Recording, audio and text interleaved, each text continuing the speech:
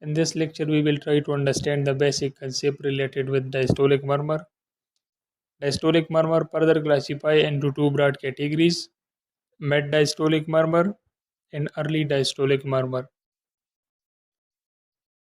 Mid diastolic murmur occur in the following conditions: mitral stenosis, tricuspid stenosis, and Austin plant murmur. Now the position where these murmur is best heard: for mitral stenosis,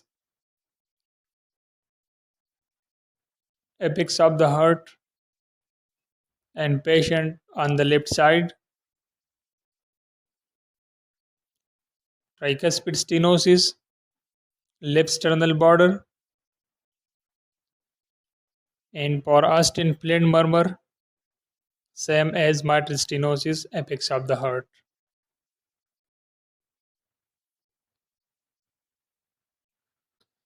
Secondly, early diastolic murmur.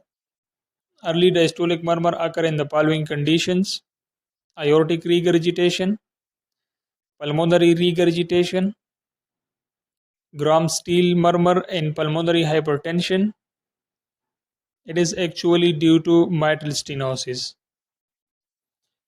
Now the position where these murmur is best heard: for aortic regurgitation, left sternal border, third intercostal space, second aortic area, and apex of the heart.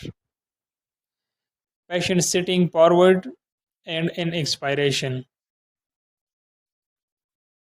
Or pulmonary regurgitation, right up the sternum and louder on inspiration.